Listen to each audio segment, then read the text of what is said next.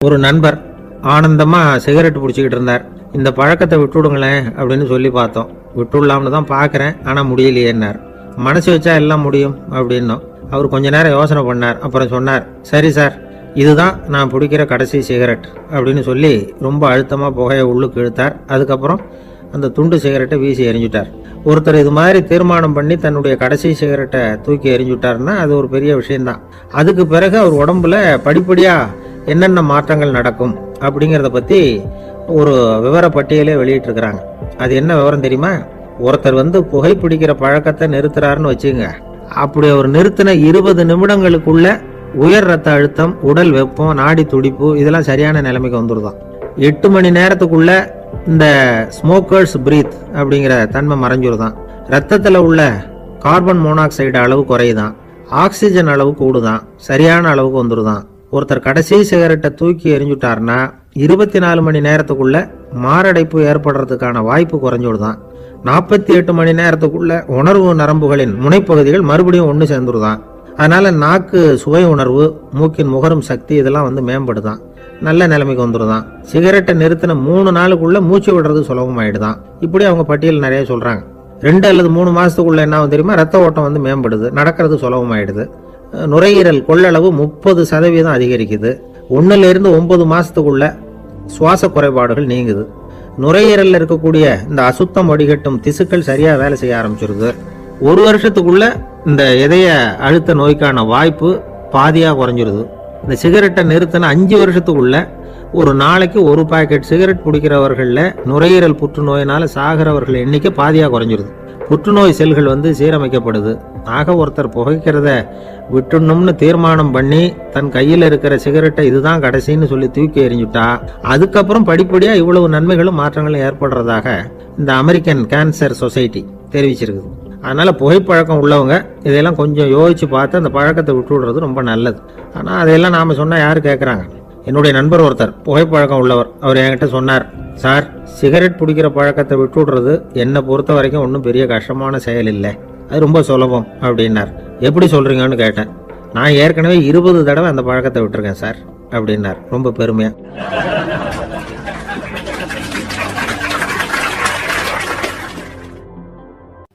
ஒரு பெரிய பணக்காரர் ஒரு துறவிகிட்ட போய், சாமி, என்கிட்ட நிறைய பணம் இருக்கு, இருந்தாலும் நிம்மதி இல்லை, என்னால் நிம்மதியாக இருக்க முடியல, என்ன காரணம்னு கேட்டாராம். உடனே அந்த துறவி இதுக்கு நேரடியாக பதில் சொல்லாமல் பக்கத்தில் நின்றுக்கிட்டு இருந்த ஒரு குழந்தைய கூப்பிட்டார். அது ஓடியாந்தது. ஒரு ஆப்பிள் பழத்தை எடுத்து அது கையில் கொடுத்தார். அதை வாங்கிக்கிட்டு குழந்தை சிரிச்சுது. இன்னொரு பழத்தை எடுத்து கொடுத்தார். அதை இன்னொரு கையில் வாங்கிட்டு சிரிச்சுது.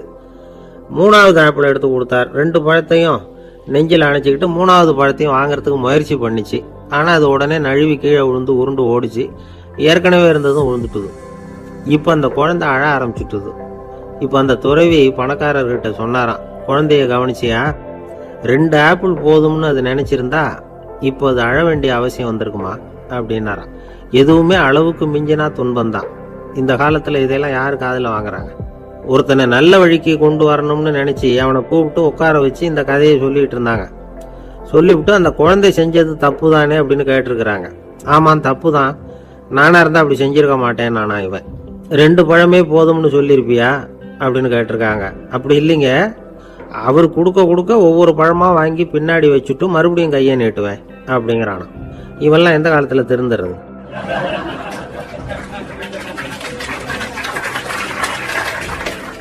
வாய் விட்டு சிரிச்சா நோய் விட்டு போகும் அப்படின்னு சொல்றது உண்டு. அது என்ன வெறும் அலங்காரத்துக்காக சொன்ன வார்த்தையா, இல்லை அர்த்தத்தோட சொன்ன வார்த்தையா அப்படின்னு யோசிச்சா அதில் நிஜமாவே அர்த்தம் இருக்குதுன்னு தான் தெரியுது. ஆதாரபூர்வமாக அதுக்கு சில நிரூபணங்களும் இருக்குது. நார்மன் கசின்ஸ் அப்படின்னு ஒருத்தர் இருந்தார். அவர் ஒரு அமெரிக்க பத்திரிகை ஆசிரியர். அவருக்கு ஏதோ ஒரு விதமான அழற்சி நோய், இன்ஃப்ளமேஷன் டிசீஸ். அது டாக்டர்கள்லாம் அதுக்கு என்ன விதமான வைத்தியமும் கிடையாது அப்படின்னு சொல்லி பல இதெல்லாம் பார்த்துட்டு கடைசியாக சொல்லிவிட்டாங்க அதுக்கு வைத்தியமே இல்லைன்ட்டாங்க. டாக்டர்கள் தான் சொல்லிவிட்டாங்களே, அதனால இது இப்படியே இருந்துட்டு போகட்டும் அப்படின்னு விட்டுற வேண்டியது தானே. ஆனால் அவர் அப்படி நினைக்கல. உடனே அவர் என்ன பண்ணார்னா, ஆஸ்பத்திரி ரூமை காலி பண்ணார். ஹோட்டலில் போய் ஒரு ரூம் எடுத்துக்கிட்டார். அங்கே போனார். தினமும் அவருக்கு பிடிச்ச தமாஷான படங்களை எல்லாம் டிவியில் போட்டு பார்த்துக்கிட்டு இருந்தார். சிரிப்பு வரக்கூடிய புத்தகங்களை எல்லாம் படித்தார். கொஞ்ச நாள் ஆச்சு. அவருக்கு இருந்த தொந்தரவு குணமாக ஆரம்பிச்சிட்டது. இதை கேள்விப்பட்ட உடனே பழைய டாக்டர்கள்லாம் ஓடி வந்தாங்க. ஓடி வந்து பார்க்குறாங்க. அவர் உடம்பை சோதனை பண்ணி பார்க்குறாங்க. பார்த்தா அவர் உடம்பு குணமாகறதுக்கு உதவியாக இருந்தது சிரிப்பு தான் அப்படிங்கிறத விஞ்ஞானபூர்வமாக அவங்க ஒத்துக்கிட்டாங்களாம். இருந்தாலும் சிரிப்பு வந்து எந்த முறையில் எந்த விதத்தில் உதவி பண்ணுது அப்படிங்கிறத இன்னமும் சரியாக புரிஞ்சிக்க முடியல. ஆனாலும் ஒரு சில விஷயங்கள் மட்டும் புரியுது. அது என்னன்னா, சிரிப்பு வந்து சுவாசத்தை மேம்படுத்துது, ரத்த அழுத்தத்தை குறைக்குது, உடம்பு குணமாகறதுக்கே உரிய சில ஹார்மோன்கள் அதிகமாக உருவாக்கி வர்றதுக்கு வழி செய்யுது. இந்த அளவுக்கு தான் சிரிப்போட செயல்பாட்டை நாம் புரிஞ்சிக்க முடியுது. இருந்தாலும் இதை பற்றி கண்டுபிடிக்க வேண்டியது இன்னும் ஏராளமாக இருக்குது. அதெல்லாம் விவரமாக கண்டுபிடிக்கிற வரைக்கும் நாம் காத்துக்கிட்டு இருக்க வேண்டியதில்லை. இப்போவே தாராளமாக சிரிக்கலாம். அதில் என்னத்துக்கு சிக்கணும்? காசா பணமா? சிரிப்புன்னா ஹாஹான்னு சத்தம் போட்டு சிரிச்சாதான் உடம்புக்கு நல்லதுன்னு இல்லை. லேசான புன்னகை கூட உடம்புக்கு நல்லது செய்யுமா. லேசாக புன்னகை பூத்தா அந்த சமயத்தில் நாம் எப்படி ஆகுது, நம்ம உடம்பு பூரா அமைதி அடையுதான். இதையும் ஆதாரபூர்வமாக கண்டுபிடிச்சி தான் சொல்கிறாங்க. எப்போவாவது மனசு சங்கடமாக இருக்கிறப்போ கொஞ்சம் முயற்சி பண்ணி முகத்தில் புன்னகையை கொண்டுகிட்டு வந்து பாருங்கள். அதோட சுகம் வந்து உங்களுக்கு அனுபவித்து பார்த்தா தான் தெரியும். கண்ணும் உதடும் மலரும் பொழுது இருக்கிற ஆனந்தமே ஆனந்தம் அப்படிங்கிறாங்க அனுபவித்து பார்த்தவங்க. வாழ்க்கையில் நாம் தமாஷா இருக்கணும்னா அதுக்கு சில வழிகளையும் அவங்க சொல்லி வச்சிருக்கிறாங்க. முதல்ல நீங்கள் உற்சாகமாக இருக்கிறவங்க கூடவே அதிகமாக பழகணும். அவங்க கூடவே அதிக நேரம் இருக்கிறது மாதிரி பார்த்துக்கணும். அழுது வடிகிறவங்ககிட்டயே இருக்கக்கூடாது. அவங்கள அவாய்ட் பண்ணுங்க. அவங்கள விட்டு விலகி வந்துடுங்க. உங்கள் முன்னாடி இருக்கிறவர் எப்பவும் மூஞ்சியை தொங்க போட்டுக்கிட்டே இருக்கிறவராக இருந்தால் கொஞ்ச நாளில் உங்கள் முகமும் அப்படியே ஆகிடுமா. ஜாக்கிரதையாக இருக்கணுமா. ரெண்டாவது, எடுத்ததுக்கெல்லாம் சீரியஸ் ஆகிடக்கூடாது. எதையும் நிதானமாக வந்து யோசிக்கணும். அடுத்தவங்க நம்மளை மதிக்கணுங்கிறதுக்காக நாம் பகட்டாக நடந்துக்கிறதுக்கு ஆசைப்படக்கூடாது. உங்களுக்கு பிடிச்ச தமாஷான வீடியோ படங்கள், புத்தகங்கள் இதையெல்லாம் லிஸ்ட்டு போட்டுக்கிட்டு முடிஞ்ச அளவுக்கு வாங்கி சேர்த்து வீட்டுக்குள்ளேயே ஒரு லைப்ரரி உண்டாக்கிக்கலாம்.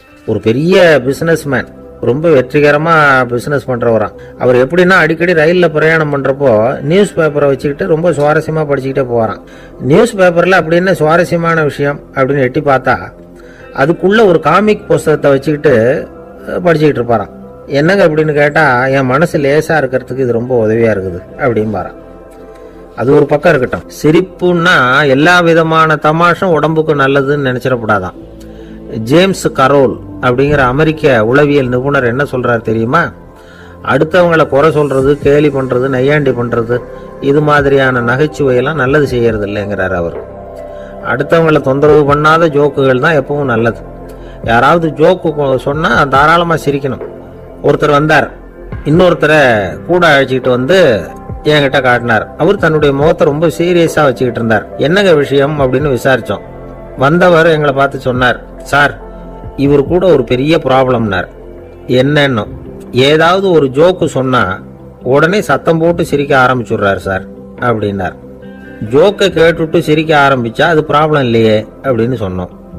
சிரிக்க ஆரம்பிக்கிறது ப்ராப்ளம் இல்லை சார், ஆனால் அப்படி ஆரம்பிக்கிற சிரிப்பு அதுக்கப்புறம் நிறுத்தவே மாட்டேங்கிறார்.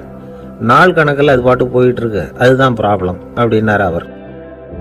ஆளை கண்டா ஏன் இப்படி முகத்தை திருப்பிக்கிட்டு வர்றீங்க அப்படின்னு கேட்டார் ஒருத்தர் நண்பர்கிட்ட. எலெக்ஷனில் அவன் எதிர்த்து நின்னவன் சார், என்ன அவங்ககிட்ட நமக்கு என்ன பேச்சுவார்த்தை அப்படின்னாரான் ரொம்ப கோபமாக இவர். சரி, அந்த ஆள் யாருன்னு கேட்டேன். என் கூட பிறந்த தம்பி தான் சார் அப்படின்னார் அந்த கோபம் குறையாமல். அதாவது நம்ம ஊர் நிலவரம் இப்படி, அதாவது அண்ணனும் தம்பியும் எதிர்த்து நிற்பாங்க தேர்தலில், ஒருத்தர் கண்டா பேசிக்கிறது இல்லை. ஆனால் இங்கிலாந்தில் எப்படி தெரியுமா? அங்கே ஒரே மேடையில் போட்டி போடுற 2 வேட்பாளர்களும் பேசுவாங்களாம், பட்டிமன்றம் மாதிரி. ஒருத்தர் முதல்ல எழுந்திருப்பார், நான் இந்த தேர்தலில் வெற்றி பெற்றால் என்னென்ன செய்வேன் அப்படின்னு சொல்லிவிட்டு உட்காருவார். அதுக்கப்புறம் அடுத்தவர் எழுந்திருப்பார், அவர் சொல்லுவார், நான் வெற்றி பெற்றால் இந்த மக்களுக்கு என்னென்ன செய்வேன், இந்த நாட்டுக்கு என்னென்ன செய்வேன் அப்படிங்கிறத சொல்லிவிட்டு உட்காருவார். 2 பேரும் ஒரே மேடையில் பேசுவாங்க. மக்கள் 2 பேர் பேச்சையும் கேட்டுக்கிட்டு ஒரு முடிவுக்கு வருவாங்க. இதுதான் அங்கே உள்ள பழக்கம். இங்கே அப்படி இல்லை. இங்கே ஒருத்தர் பார்த்தாவே முகத்தை திருப்பிக்கிறது. ஒரு தடவை இது மாதிரி ஒரு கூட்டம் நடந்துகிட்டு இருக்கு அங்கே வெளிநாட்டில் தான். நேரத்துக்கு சரியாக ஒரு வேட்பாளர் வந்து சேரலை. இது இங்கிலாந்தில் நடந்த நிகழ்ச்சி. அப்புறம் என்னாச்சுன்னா, ஒருத்தர் வந்துட்டாரு, இன்னொருத்தர் வந்து சேரலை. அப்புறம் உடனே அந்த ஒருத்தர் வந்தவர் பேச ஆரம்பிச்சிட்டார். அதாவது அந்த இன்னொருத்தர் சார்பாகவே பேசிட்டாராம். அதாவது அவர் வரல, நான் அவர் சார்பாக நான் பேசிடுறேன்.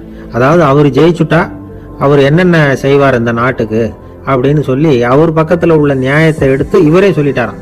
இப்படிலாம் அங்கே நடந்துதான். இது எப்பேற்பட்ட தேர்தல் பண்பாடு பாருங்க. அதனால இன்னொரு விஷயம், இப்போ இங்கிலாந்துலாம் ஓட்டு கேட்குறப்ப வெற்றியா தோல்வியாங்கிறத ஓரளவுக்கு யூகிச்சுடலாமா. இப்போ ஒரு வேட்பாளர் ஒரு வீட்டுக்கு முன்னாடி போய் நின்று எனக்கு ஓட்டு போடுங்கன்னு கேட்குறாருன்னு வச்சுங்களேன், அதுக்கு என்ன பார்த்து செய்கிறோம், போயிட்டு வாங்க அப்படின்னு சில வீடுகளில் வாசலில் நின்று சொல்லி அனுப்பிச்சிருவாங்களாம். வேற சில வீடுகளில் எப்படின்னா வேட்பாளரை வீட்டுக்குள்ளே கூப்பிட்டு காபி சாப்பிட சொல்லி உபசரித்து அதுக்கப்புறம் அனுப்பி வைக்கிறது வழக்கமா. இதில் எந்த வீட்டு ஓட்டு நிச்சயம் தெரியுமா? வாசலில் நின்று வழி அனுப்பி வச்சுடுறாங்க பாருங்க, அவங்க ஓட்டு நிச்சயம். உள்ளே கூப்பிட்டு காப்பி கொடுத்து அனுப்புகிறாங்க பாருங்க, அவங்க ஓட்டு நிச்சயம் இல்லையா. சரி, அப்புறம் ஏன் அந்த உபசரிப்பு அப்படின்னு கேட்டால் அதுக்கு ஒரு காரணத்தை சொல்கிறாங்க. அதாவது அது ஒரு அனுதாபத்தை தெரிவிக்கிற முறையா. ஐயோ பாவம், நாம் இவருக்கு ஓட்டு தான் போட போகிறதில்ல, இதையாவது செய்வோம், காப்பியாவது சாப்பிட்டு போகட்டும் அப்படிங்கிற எண்ணமா. இப்படி அந்த ஒரு பழக்கம். ஆக அந்த ஊரில் நிறைய காப்பி சாப்பிடணும்னு ஒருத்தர் ஆசைப்பட்டால் தேர்தலில் தோற்று போகிறதுக்கு தயாராக இருக்கணும். ஒரு சமயம் ஒரு ஊரில் தேர்தல் நடந்துதான். ஒரு தொகுதியில் நின்று தோற்று போன ஒருத்தர் கையில் ஒரு துப்பாக்கியோட ஊருக்குள்ளே சுற்றிக்கிட்டு இருந்தாராம். ஒரு போலீஸ்காரர் அவரை பார்த்துட்டு சந்தேகப்பட்டிருக்கார். அதனால் அவரை தடுத்து நிறுத்தி என்ன இது துப்பாக்கியோட சுற்றுறீங்களேன்னு விசாரிச்சிருக்கார். இதுக்கு அவர் சொன்னாராம், சார் இந்த தொகுதியில் மொத்தம் 1,00,000 வாக்காளர்கள், அதில் எனக்கு 10,000 பேர் மட்டும்தான் எனக்கு ஓட்டு போட்டிருக்கிறாங்க. அப்படின்னா எனக்கு வேண்டாதவங்க இந்த தொகுதியில் 90,000 பேர் இருக்கிறாங்கன்னு அர்த்தம். இப்படி ஒரு சூழ்நிலையில் நான் என்னுடைய பாதுகாப்புக்கு ஆயுதம் இல்லாமல் நடமாடலாமா அப்படின்னு கேட்டாராம். எவ்வளவு எச்சரிக்கை பாருங்க. நம்ம ஊரில் சில பேர் ஓட்டு கேட்குற விதமே தனி. ஒருத்தர் ரொம்ப சாமர்த்தியமாக ஓட்டு கேட்பாராம். அவர் எப்படின்னா, ஒரு வீட்டுக்கு போறாருன்னு வச்சுங்களேன், அந்த நேரம் அந்த வீட்டுக்காரரு என்ன செஞ்சுக்கிட்டு இருக்கிறாரோ அதே வேலையை இவரும் கொஞ்ச நேரம் செய்வாராம், அவருக்கு ஒத்தாசையா. அதுக்கப்புறம் மெதுவாக பேச்சு கொடுப்பார், ஓட்டு கேட்பார், இது மாதிரி எலெக்ஷனில் நிற்கிறேன் கவனிக்கணும்னு. அது மாதிரி ஒரு தடவை அவர் போனப்ப அங்கே அவர் என்ன பண்ணிட்டு இருக்காரு, வீட்டுக்கு பின்னாடி மாட்டு கொட்டையில் பால் கறந்துட்டு இருக்கார் ஒரு பசுமாட்டுக்கிட்ட. அந்த வீட்டில் இவர் ஓட்டு கேட்க போனவர் இவர் ஓடி போய் இன்னொரு சொம்பை எடுத்துக்கிட்டு அதே மாட்டுக்கு இன்னொரு பக்கம் போய் உட்காந்துக்கிட்டு இவரும் பால் கறக்க ஆரம்பிச்சிட்டார். எதிர உட்காந்துட்டு இருக்காரு இவர் இந்த பக்கம் உட்காந்துருக்காரு.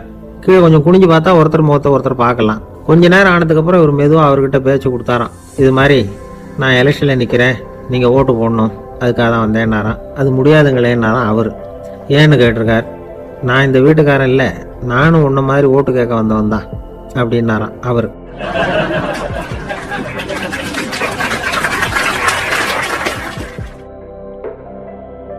ஒரு சன்னியாசி அவரு ஒரு நாள் ஒரு கனவு கண்டாராம். அந்த கனவுல அவர் சொர்க்கத்துக்கு போறார். அங்க ஒரு பெரிய திருவிழா நடந்துகிட்டு இருக்குது. எங்க பார்த்தாலும் அலங்கார வளைவுகள், வண்ணமயமான விளக்குகள், பாதைகள் பூரா மலர்கள், எல்லா கட்டடங்களும் ஒளிமயம். அவ்வளவு கோலாகலமா பிரம்மாண்டமா அந்த திருவிழா நடந்துகிட்டு இருக்குது. அது என்ன திருவிழாங்கிறது இந்த சன்னியாசிக்கு புரியல. அங்க எதிரில் வந்துகிட்டு இருந்த ஒருத்தரை நிறுத்தி என்ன விசேஷம் இங்க அப்படின்னு விசாரிச்சாராம். உனக்கு தெரியாத விஷயம், இன்னைக்கு இறைவனுக்கு பிறந்த நாள், அதை தான் எல்லாரும் சேர்ந்து கொண்டாடுறோம். இதுக்காக பிரம்மாண்டமான ஊர்வலம் ஒன்று வரப்போகுது, இறைவனே அந்த ஊர்வலத்துல கலந்துகிறார் அப்படின்னார் அவரு. உடனே அந்த சன்னியாசி ஒரு மரத்து நிழல்ல ஒதுங்கி நின்றுகிட்டார். ஊர்வலம் வந்துகிட்டு இருக்குது. முதல்ல ஒரு குதிரை வந்துகிட்டு இருக்கு, அது மேல ஒருத்தர் உட்காந்துருக்கிறார். அவருக்கு பின்னாடி நிறைய பேர் கூட்டமா வந்துகிட்டு இருக்கிறாங்க. இவ்வளவு கூட்டம் இவர் பின்னாடி வருதே, யார் இவரு அப்படின்னு கேட்டார். ஒரு மதத்தின் பெயரை சொல்லி இவர் அந்த மதத்தின் தலைவர், அவரை பின்பற்றுகிற மக்கள் கூட்டம் பின்னாடி வந்துகிட்டு இருக்குது அப்படின்னு விவரம் சொல்லி இருக்கிறாங்க. இவங்களுக்கு அடுத்தபடியா இன்னொரு குதிரையில ஒருத்தர் வந்துகிட்டு இருக்கிறார். அவருக்கு பின்னாடி ஏகப்பட்ட கூட்டம். இவர் யாருங்க அப்படின்னு கேட்டிருக்காரு சன்னியாசி. அங்க இருக்கிறவங்க விவரம் சொல்லி இருக்கிறாங்க. இன்னொரு மதத்தின் பெயரை சொல்லி இவர் அந்த மதத்தினுடைய தலைவர், அவர் வழியை பின்பற்றுகிறவர்கள் அவர் பின்னாடி கூட்டமா வந்துகிட்டு இருக்கிறாங்க அப்படின்னு இருக்காங்க. இப்படி ஒவ்வொருத்தரா குதிரை மேல வந்துகிட்டே இருக்கிறாங்க. அவங்கள பின்பற்றியும் ஒவ்வொரு கூட்டம் வந்துகிட்டே இருக்குது. அந்த பெரிய ஊர்வலம் அது பாட்டுக்கு போயிட்டு இருக்குது. கடைசியா அது முடிஞ்சது ரொம்ப நேரம் கழிச்சு. அதுக்கப்புறம் கொஞ்ச நேரம் கழிச்சு ஒரு வயசான ஆள் குதிரை மேல வந்துகிட்டு இருக்கிறார். ஆனா அவருக்கு பின்னாடி யாருமே இல்லை. அவரு பரிதாபமா தனியா வந்துகிட்டு இருக்கிறார். அவர் அந்த ஊர்வலத்தை சேர்ந்தவரா இல்லையாங்கிறதே தெரியல. இவர் யாரு, இவர் ஏன் இப்படி தனியா வந்துகிட்டு இருக்கிறார் அப்படின்னு கேட்டிருக்காரு அந்த சன்னியாசி. என்னது இப்படி கேக்குறீங்க, இவர் தான் கடவுள், இவருக்காக தான் இன்னைக்கு இந்த ஊர்வலமே நடக்குது, இவருக்கு தான் இன்னைக்கு பிறந்த நாள், முன்னாடி போற ஊர்வலம் பூரா இவருடைய பிறந்த நாளை கொண்டாடுறதுக்காக தான் அப்படின்னு இருக்காங்க. இதை கேட்டதும் அந்த சன்னியாசிக்கு திடுக்குன்னு தூக்கி போட்டிருக்கு. இது வரைக்கும் கனவு கண்டுகிட்டு இருந்தவர் முடிச்சுக்கிட்டார். அதுக்கப்புறம் தான் யோசிச்சு பார்த்திருக்கார். உண்மைதான், மக்கள் எல்லாரும் பக்தி மார்க்கத்துல போறதா நினைச்சுக்கிட்டு பாதை மாறி போயிட்டு இருக்கிறாங்க. கடவுளை பின்பற்றுவதாக நினைக்கிறாங்க பக்தர்கள். ஆனா கடவுளுக்கு பின்னாடி யாருமே இல்லை. இன்னமும் இயல்பா இதை பத்தி யோசிச்சு பார்த்தா உண்மைக்கு பின்னாடி தான் நான் போய்கிட்டு இருக்கேன் அப்படின்னு நிறைய பேர் சொல்றாங்க. ஆனா அந்த உண்மை அனாதையா போய்கிட்டு இருக்குது. அப்படி ஆயிட்டுது உலகம். இந்த காலத்திலயும் ஒரு ஊர்வலம், ஒரு பெரிய மனுஷருக்கு பிறந்த நாள் விழா. அவர் குதிரை மேலே ஏறி முன்னாடி போயிட்டு இருக்கிறார். அவருக்கு பின்னாடி ஒரு 100 பேர் தொண்டர்கள் அவங்க பாட்டுக்கு போறாங்க. எல்லாம் பணம் கொடுத்து ஏற்பாடு பண்ணவங்க. எல்லாம் பணம் வாங்கிட்டு முன்னாடி போயிட்டு இருக்கிறாங்க. கொஞ்சம் தூரம் நடந்ததும் கால் வலிக்க ஆரம்பிச்சுட்டுது. ஒவ்வொருத்தரும் அப்படியே ஒதுங்க ஆரம்பிச்சுட்டாங்க. அதான் முன்னாடியே பணம் கிடைச்சிட்டுதே, இனிமேல் ஒதுங்கினா என்னன்னு ஒதுங்கிட்டாங்க. ஒரு கட்டத்தில் குதிரையில் போறவர் தற்செயலாக திரும்பி பார்க்குறாரு, பின்னாடி யாருமே இல்லை, எல்லாரும் ஓடி போயிட்டாங்க. ஒரே ஒரு ஆள் மட்டும் ரொம்ப விசுவாசமாக பின்னாடி நடந்து வந்துகிட்டு இருந்தான். ஏப்பா நீ மட்டும் வந்துகிட்டு இருக்கிறியே, நீ வீட்டுக்கு போகலையான்னு கேட்டிருக்காரு அவரு. நீங்கள் அந்த குதிரையையும் அதுக்குள்ள வாடகை பணத்தையும் கொடுத்துட்டீங்கன்னா நானும் போயிடுவேன் அப்படின்னு நானா இந்த ஆள்.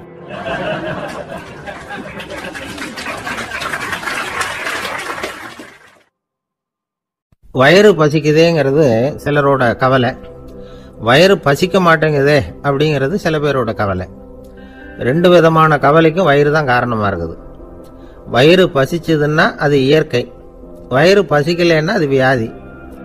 ஆனால் பசியையும் நாம் பசிப்பிணி அப்படின்னு தான் சொல்லுவோம். என்ன காரணம்? வியாதியை போக்க வேண்டியது எவ்வளவு முக்கியமோ அதை விட முக்கியம் பசியை போக்க வேண்டியது.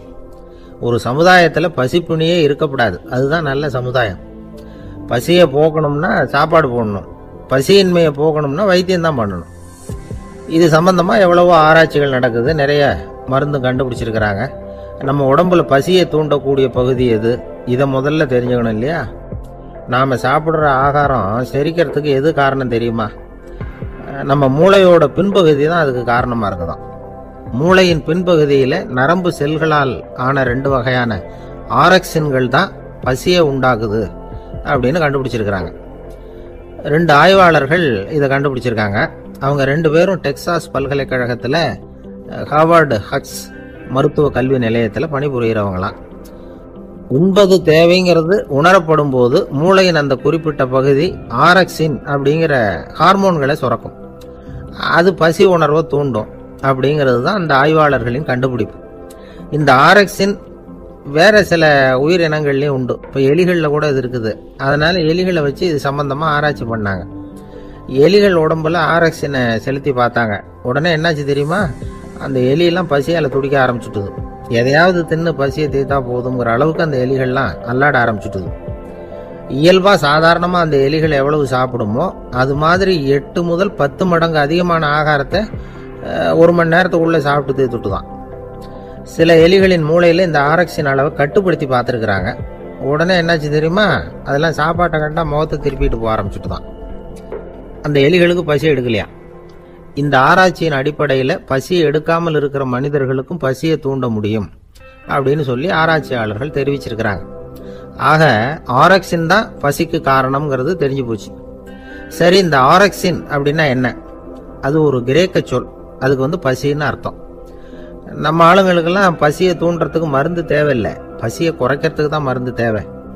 ஒரு அம்மா டாக்டரை தேடி வந்தாங்களாம். டாக்டர், எங்கள் வீட்டுக்காரருக்கு திடீர்னு அகோர பசி, நிறைய சமைச்சு போடுறேன், அவ்வளவையும் சாப்பிட்டுட்டு கீழே கிடக்கிற குப்பை கூலங்களையும் எடுத்து சாப்பிட ஆரம்பிச்சுடுறார், என்னன்னு கவனிச்சு பாருங்க அப்படின்னாங்களாம். எவ்வளவு நாளாக அப்படி இருக்குதுன்னு கேட்டிருக்காரு டாக்டர். 1 வாரமாக அப்படி இருக்குதுன்னாங்களாம். இவ்வளவு நாளாக ஏன் சும்மா இருந்தீங்க? ஆரம்பத்திலே இங்கே அழைச்சிட்டு வர வேண்டியது தானே அப்படின்னாரான் டாக்டர்.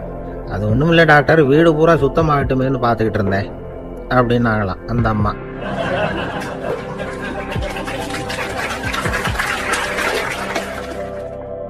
இந்த காலத்து காதலன் தன்னுடைய காதலிகிட்ட சொன்னானாம், இதை பாரு, உன் பேரில் எனக்கு அளவு கடந்த அன்பு, உனக்காக என்ன செய்யணும் சொல்லு செய்கிறேன், நெருப்பில் நடக்கணுமா நடக்கிறேன், நீரில் குதிக்கணுமா குதிக்கிறேன், உயிரையே கொடுக்கணுமா கொடுக்குறேன் அப்படின்னா. சரி, வர்றேன் ஞாயிற்றுக்கிழமை சாயந்தரம் 6 மணிக்கு இதே இடத்துக்கு வாங்க அப்படின்னு அந்த பொண்ணு. இவன் கொஞ்சம் யோசனை பண்ணி பார்த்துட்டு, அன்னைக்கு மழை பெய்யாமல் இருந்தால் வந்துடுறேன் அப்படின்னானா. ஒரு பெரிய அரசன் இந்த உலகம் பூராவையும் ஆண்டுகிட்டு இருந்தான். ரொம்ப காலம் அப்படி அரசாட்சி பண்ணிக்கிட்டு இருந்தான். திடீர்னு அவனுக்கும் சில எதிரிகள் முளைச்சாங்க. அவங்கெல்லாம் ஒன்று சேர்ந்து இவனை தோற்கடிச்சுட்டாங்க. தோத்து போனதும் இவனுக்கு பயம் வந்துட்டுது, எங்கே எதிரிகள் நம்ம கொண்டுடுவாங்களோ அப்படின்னு. வெளியில் வந்தால் தனக்கு ஆபத்துன்னு பயந்துக்கிட்டு யாருக்கும் தெரியாமல் ஒரு குகைக்குள்ளே போய் பதுங்கி கிடக்கிறான். நிலைமையை பாருங்க. முதல் நாள் அரண்மனையில் அதிகாரம் பண்ணிக்கிட்டு இருந்தவன் மறுநாள் குகையில் பயந்து போய் பதுங்கி கிடக்கிறான். ராத்திரி நேரம் வந்தது, பசி வயத்தை கிள்ளுது, பிச்சை எடுத்து சாப்பிட வேண்டிய நிலைமை. பிச்சை எடுக்கிறதுக்கு பாத்திரம் வேணுமே, என்ன பண்ணுறது அப்படின்னு அங்கேயும் இங்கேயும் பார்க்குறான். ஒரு மூலையில் யாரோ விட்டுட்டு போன ஒரு ஓடு கிடக்குது. அதை எடுத்துக்கிட்டு புறப்பட்டான். இருட்டில் வழி புரியல. ஏதோ ஒரு யூகத்தில் காலை மெதுவாக எடுத்து வச்சு நடந்து போய்கிட்டு இருக்கிறான். வழியில் ஒரு கருப்பு நாய் படுத்து கிடந்தது. இருட்டில் அவன் இது கண்ணுக்கு சரியாக தெரியல. அவனுக்கு தவறி போய் காலை வச்சுட்டான். அது மேலே நாய் சும்மா இருக்குமா, வள்ளுன்னு விழுந்து கடிச்சு விட்டுது. காலை பார்க்குறான், காலத்தையும் நினச்சி பார்க்குறான். அரண்மனையில் வீரக்கழல் அணிந்த காலை உடைய மன்னா அப்படின்னு புகழ்வாங்களே புலவர்கள்லாம். ஆனால் அது இன்னைக்கு நாய் கடிச்ச காலை ஆயிட்டுதே அப்படின்னு நினைக்கிறான். அது மட்டும் இல்லை, முன்னாடி எல்லாம் பொற்கிண்ணங்களில் தான் அவன் சாப்பிடுவான். ஆனால் இப்போ உடஞ்சி போன ஓட்டு, அது ஓட்டை கையில் வச்சுக்கிட்டு நிற்கிறான். அதில் ஏதாவது யாராவது சாப்பாடு போடுவாங்களான்னு. முன்னாடியெல்லாம் நிறைய பேர் அரண்மனைக்கு வருவாங்க. அரசருக்கு காணிக்கைன்னு சொல்லி இவன் காலடியில் கொண்டாந்து கூட்டுவாங்க. அப்போலாம் இவன் அந்த ஜனங்களுடைய முகத்தை திரும்பி கூட பார்க்கறது இல்லை. ரொம்ப கர்வமாக உட்காந்துருப்பான். அதே ஆள் இன்னைக்கு எல்லார் கண்ணுலையும் படுறது மாதிரி பிச்சை எடுத்துக்கிட்டு இருக்கிறான். அப்போலாம் காணிக்கைகளை தன்னுடைய கையால் வாங்குறது தனக்கு கௌரவ குறைச்சல்னு நினச்சி தன்னுடைய வேலைக்காரங்களை விட்டு தான் அதை வாங்க சொல்லுவான். இப்போ பார்த்தீங்கன்னா அவனே தன் கையாலேயே பிச்சை வாங்குறான். நினச்சி பாருங்க, அந்த மனுஷன் முத நாள் அரசன், மறுநாள் பிச்சைக்காரன். எவ்வளவு வித்தியாசம்! செல்வம் தான் இப்படி ஒரு வித்தியாசம் ஏற்படுறதுக்கு காரணம். அப்படிப்பட்ட செல்வம் வாழ்க்கையை நடத்துறதுக்கு நமக்கு தேவைதான். ஆனா அதையே நாம் அடைய வேண்டிய பயனா நினைக்கிறோம் பாருங்க, அதுதான் வேடிக்கை. இதை நம்மாழ்வார் அழகா ஒரு பாசுரத்துல சொல்றார். ஒரு நாயகமாய் ஓட உலகுடன் ஆண்டவர், கருணாய் கவர்ந்த காலர், சிதைகிய பானையர், பெருநாடு காண இம்மையிலே பிச்சைதாம் கொள்வர், திருநாரணன் தாழ் காலம் பெற சிந்தித்து உய்மினோம் அப்படிங்கிறார் நம்மாழ்வார். ஒரு பெரிய தத்துவ சிந்தனையாளர் இருந்தார், சுவாங்சு அப்படின்னு பேரு. அவருடைய மனைவி ஒரு நாள் திடீர்னு காலமாயிட்டாங்க. ஐயோ பாவம், அவர் ரொம்ப வருத்தப்படுவார். போய் ஆறுதலாக 4 வார்த்தை பேசிவிட்டு வரலாம் அப்படின்னு நினச்சிக்கிட்டு நிறைய பேர் அவரை தேடிட்டு வந்தாங்களாம். வந்தவங்களுக்கு ஆச்சரியம். ஏன்னா இவர் வருத்தப்பட்டுக்கிட்டு இருப்பார் அப்படின்னு தானே எதிர்பார்த்தாங்க. அப்படி இல்லை, தாளம் போட்டுக்கிட்டு உட்காந்துருக்கிறார். தாளத்துக்கு தகுந்த மாதிரி பாட்டு வேற பாடிக்கிட்டு இருக்கிறார். என்ன மனுஷன் அவர், கொஞ்சம் கூட கவலை இல்லாமல் இப்படி இருக்கிறாரு அப்படின்னு நினைச்சாங்க. ஒருத்தர் துணிஞ்சு அவர்கிட்ட கேட்டுவிட்டார், என்னங்க இது இப்படி அப்படின்னு. அதுக்கு அவர் என்ன சொன்னார் தெரியுமா? இதை பாருங்க, என்னுடைய மனைவி பிறக்கிறதுக்கு முன்னாடி அவளுக்கு உயிரும் கிடையாது, உடலும் கிடையாது. அதுக்கு பிறகுதான் உயிர் வந்தது, உடல் வந்தது, அந்த உருவம் வந்தது. இப்போ என்ன ஆச்சு? அந்த உருவமும் உயிரும் போயிட்டுது, அவ்வளவுதானே. வந்தது போயிட்டுது. இளவேனில் காலம், இலையுதிர் காலம், பனிக்காலம், இப்படி பருவங்கள் மாறி மாறி வருது இல்லையா? அது மாதிரி பிறப்பும் இறப்பும் மாறி மாறி வருது. இது இயற்கை. இதுக்காக அழுதா அது எப்படி அப்படின்னாராம். ஞான தெளிவு அடைஞ்சவங்களுக்கு எல்லாமே சுகம்தான். திருவள்ளுவரும் அதைத்தான் சொல்றார். உறங்குவது போலும் சாக்காடு, உறங்கி விழிப்பது போலும் பிறப்பு. தூங்குறதுக்கெல்லாம் நாம வருத்தப்பட்டுக்கிட்ட இருக்கிறோமா? இன்னைக்கு தூங்க வேண்டியிருக்குதே, இன்னும் கொஞ்சம் நேரத்தில் நான் தூங்க வேண்டியிருக்கு அப்படின்னு சொல்லி யாராவது அழுதுகிட்டு இருப்பாங்களா? அதனால் இந்த உலக வாழ்க்கையினுடைய இயல்பை யதார்த்தத்தை நாம் தெளிவாக புரிஞ்சுக்கணும். அப்படி புரிஞ்சுக்கிட்டா நாம் கவலை இல்லாமல் வாழ முடியும். ஒரு வயசான தாத்தா பாட்டி 60 வருஷத்துக்கு முன்னாடி அவங்களுக்கு கல்யாணம் ஆச்சு. ஒன்றாவே வாழ்ந்தாங்க, ஒன்றாவே இறந்து போனாங்க. இப்போ அவங்க 2 பேரும் சொர்க்கத்துக்கு போய் சேர்ந்தாங்க. அங்கே எல்லா வசதியும் இருந்தது. ஒரு பெரிய பங்களாவே இவங்களுக்கு ஒதுக்கி கொடுத்தாங்களாம். இதுக்கு எவ்வளவு வாடகைன்னு கேட்டார் தாத்தா. வாடகையெல்லாம் கிடையாது, இலவசம் அப்படின்னார் அங்கே இருந்தவர். அந்த வீட்டுக்கு பின்னாடி ஒரு பெரிய புல்வெளி இருந்தது. இதில் விளையாட ஏதாவது கட்டணம் உண்டான்னு கேட்டிருக்கார் தாத்தா. அதெல்லாம் ஒன்றும் கிடையாது, பணம்லாம் கட்ட வேண்டியதில்லை அப்படின்னார் அவரு. பக்கத்தில் ஹோட்டல் மாதிரி ஒரு பெரிய கட்டடம், உள்ள சாப்பாட்டு மேஜைகள், அது மேலே விதவிதமான பலகாரங்கள். சாப்பாட்டுக்கெல்லாம் எவ்வளவு அப்படின்னு விசாரிச்சாராம் தாத்தா. அதுதான் சொன்னேனே, இங்கே எல்லாமே இலவசம்தான். எது வேணும்னாலும் சாப்பிட்லாம், எவ்வளவு வேணும்னாலும் சாப்பிட்லாம் அப்படின்னாராம்.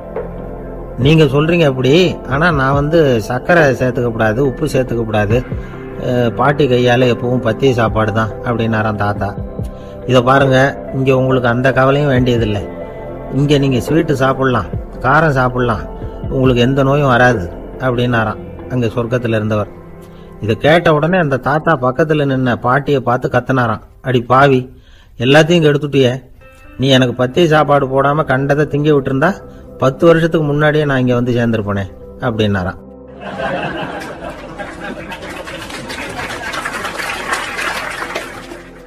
இப்ப மேல எனக்கு அளவு கடந்த அன்பு அப்படின்னு யாராவது சொன்னா அதை அலட்சியமா நினைச்சிடக்கூடாது. அது கொஞ்சம் சீரியஸான விஷயம். அளவுக்கு மிஞ்சினா எதுவுமே இடைஞ்சல் தானே. அன்பும் அப்படிதான். அன்பு அதிகமா இருந்தா அது எப்படி கெடுதல் பண்ணும் அப்படிங்கிற சந்தேகம் உங்களுக்கு வரலாம். தசரதன் கதை என்னாச்சு? கைகேயி மேல வச்சு அளவு கடந்த அன்பு ராமன் காட்டுக்கு போறாப்புல ஆயிட்டுதுல்ல. தசரதன் எப்பேற்பட்ட அரசன். விஸ்வாமித்திரர் சொல்றார், என்ன மாதிரி முனிவர்களுக்கும் தேவர்களுக்கும் ஏதாவது கஷ்டம் வந்தா முதல்ல முருகன் கிட்ட போவோம், அப்புறம் பரமசிவனை போய் பார்ப்போம், அதுக்கப்புறம் திருமால் கிட்ட போவோம், அப்புறம் பிரம்மன் இந்திரன் இவங்களெல்லாம் போய் பார்ப்போம், இவங்களால எல்லாம் முடியலன்னா கடைசியில் அயோத்திக்கு வருவோங்கிறார். உன்னை விட்டா வேற கதி உண்டோ அப்படின்னு தசரதனை பார்த்து விஸ்வாமித்திரரே சொல்றார். அப்பேற்பட்ட அரசன் தசரதன் கைகேயி காலில் விழறான். உன் பாதங்களை தொட்டு கெஞ்சி கேட்டுக்கிறேன், ராமனை காட்டுக்கு அனுப்பாதேங்கிறான். தசரதனுடைய இந்த நிலைமைக்கு என்ன காரணம்? அவன் கைகேயி மேல வச்ச அளவு கடந்த அன்பு தான் காரணம். இப்ப சொல்லுங்க, அன்பா இருந்தாலும் அது அளவுக்கு மீறி போனா கெடுதல் பண்ணுமா பண்ணாதா? அது மட்டும் இல்ல, அளவு கடந்த அன்பு நீதிக்கும் நியாயத்துக்கும் புறம்பான காரியங்களையும் செய்ய வச்சிரும். தசரதன் மிகச்சிறந்த நீதிமான், தர்மத்துக்கு விரோதமா ஒரு காரியமும் செய்யாதவன். அப்பேற்பட்டவன் தன்னுடைய மனைவியை பார்த்து என்ன சொல்றான் தெரியுமா? உனக்காக நான் என்ன செய்யணும் சொல்லு, செய்யறேன். ஒரு குற்றமும் செய்யாத ஒருத்தனை கொல்லணுமா கொல்றேன், மரண தண்டனை விதிக்கப்பட்ட ஒருத்தனை விடுதலை செய்ய சொல்றியா செய்யறேன், எந்த பிச்சைக்காரனையாவது கோடீஸ்வரனாக சொல்றியா ஆக்குறேன், அல்லது கோடீஸ்வரனை பிச்சைக்காரன் ஆக்கணுமா ஆக்குறேன் அப்படிங்கிறான். நீதிக்கு விரோதமான இந்த பாவங்களை செய்யறதுக்கு அப்பேற்பட்ட அரசன் எப்படி துணிஞ்சான்? மனைவி பேர்ல வச்ச அளவு கடந்த அன்புதான் காரணம். திரிசூலம், வஜ்ராயுதம், வாள் இதுகளால தாக்கப்பட்டா கூட அதையெல்லாம் கொஞ்சம் கூட லட்சியம் பண்ணாத ஒருத்தன் காமதேவனுடைய மலர் அம்புகள் தாக்குனா அதை அவனால தாக்கு பிடிக்க முடியல, விழுந்துடுறான். காமதேவனுக்குள்ள மகிமையே அதுதாங்கிறார் துளசிதாசர். அதனாலதான் பெரியவங்கள்லாம் என்ன சொல்றாங்கன்னா, எதையும் அளவுக்கு மீறி செய்யாதேங்கிறாங்க. அப்பா, அம்மா, மனைவி, மக்கள் எல்லார் பேர்லயும் அன்பு அவசியம்தான். ஆனா அந்த அன்பு அறிவுக்கு புறம்பா இருக்கக்கூடாது, அளவுக்கு மீறி இருக்கக்கூடாது. அப்பதான் வாழ்க்கை சுகமா இருக்கும். இல்லைன்னா அவஸ்தை தான். அளவுக்கு மீறின அன்புங்கிறது புரியுது, அது சரி. அறிவுக்கு புறம்பான அன்புங்கிறது எப்படி? ஒரு தாய்க்கு ஜலதோஷம் அல்லது ஏதோ ஒரு தொற்று நோயின்னு வச்சுங்களேன். அந்த அம்மாவுக்கு தன்னுடைய குழந்தை பேர்ல அளவு கடந்த அன்பு. தனக்கு நோய் இருக்கு, அது அடுத்தவங்களுக்கு தொற்றக்கூடியது அப்படின்னு தெரிஞ்சிருந்தோம் அன்பை காட்டுறதுக்காக அந்த குழந்தைக்கு முத்தம் கொடுக்குறேன்னு தூக்கி வச்சுக்கிட்டு கொஞ்சம் ஆரம்பிச்சதுன்னு வச்சுங்க, அது நல்லா இருக்குமா? இதுதான் அறிவுக்கு புறம்பான அன்புங்கிறது. அது மாதிரி விலங்குகள்கிட்ட அன்பாயிருன்னு சொல்றோம். அதுக்காக புலிக்கு முத்தம் கொடுக்க முடியுமா? அப்படி கொடுத்தா அது அறிவுக்கு புறம்பான அன்பு. அதனால அன்பு கூட அறிவுபூர்வமா இருக்கணும் அப்படிங்கறத இன்னைக்கு தகவல் மூலமா நாம. ஒரு பள்ளிக்கூடம் வகுப்பு நடந்துகிட்டு இருக்கு. ஆசிரியர் பாடம் நடத்திக்கிட்டு இருக்கிறார். நடத்தி முடிச்ச உடனே கேட்டார், மாணவர்களே, இதுவரைக்கும் நான் நடத்தின பாடத்துல உங்களுக்கு ஏதாவது சந்தேகம் இருக்கா அப்படின்னு கேட்டார். அப்புறம் ஒவ்வொருத்தரா கேட்டார். ஒரு மாணவன் எழுந்திருச்சான்.